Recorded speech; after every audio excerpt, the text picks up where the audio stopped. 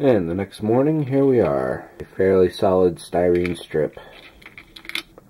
These guys have completely flattened out, but they're still pliable. And if I put two of them on top of each other, they'd probably stick. This glow-in-the-dark sprue has turned into complete goo. And over here, on the blue sprue, the bottom is definitely melted. All the rest of it is starting to get gooey. And by tonight, all of this should be, well, a lot of it more should be melted down. In fact, let's see if we can help it along. It's definitely nice and bendy. Oh, that sucked. This place is gonna stink all day. It's a good thing I'm going to my job. Well, that's too bad. But it's okay, so this stuff is gonna get re-wetted, remelt, and reform.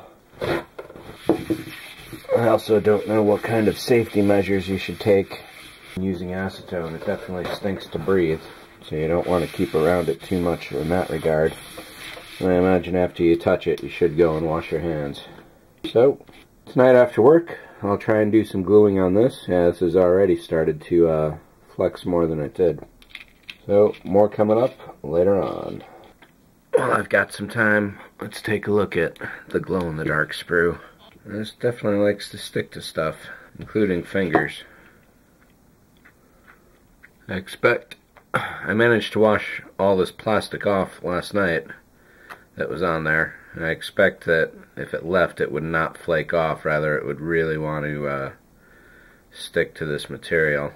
Let's try putting a little acetone on this and seeing if that'll help. Tough to tell. This would have been a really nice sheet had it not stuck to the rolling pin. So if anyone has any ideas on that, definitely let me know. I imagine you could pull this out like a pizza dough. It looks like pull some strands from here. Some of this area looks good.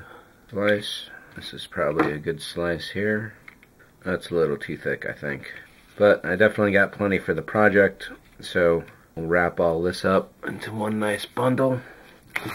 Go back and scrub this off with a brush and or a scrub sponge and some soap, and there we go.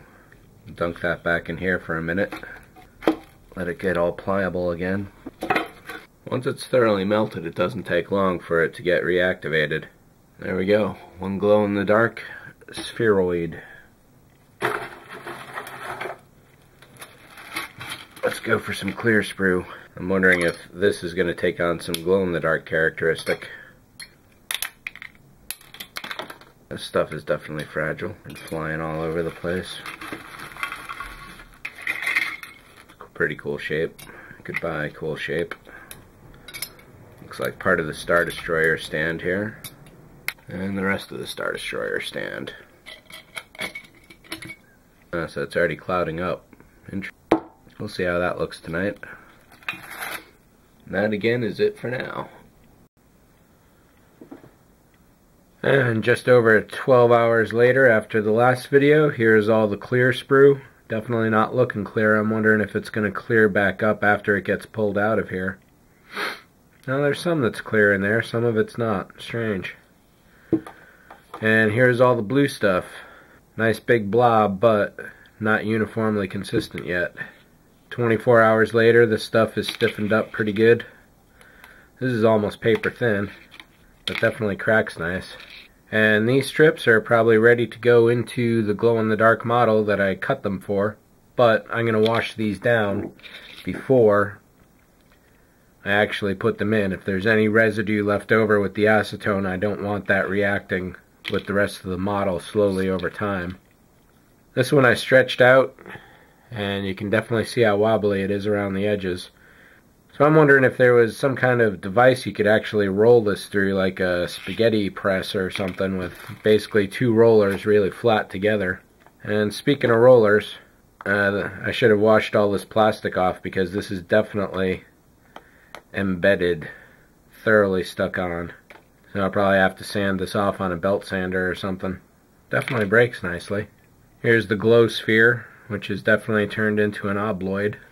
These guys are still definitely mushable, but they're starting to form a skin. Let's see if I can rip this one open. Definitely wet and still malleable on the inside. almost like a gum eraser.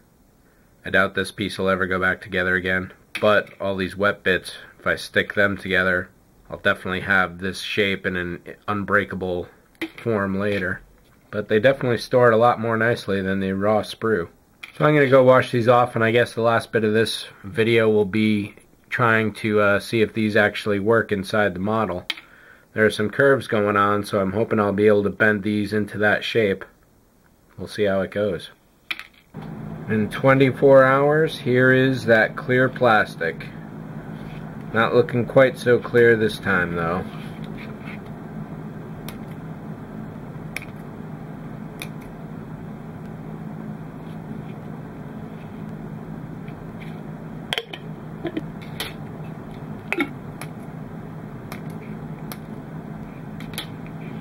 So I'm interested to see if this clear is going to go back to clear for real. Coming up next is a small batch of dark. I got a whole box of white.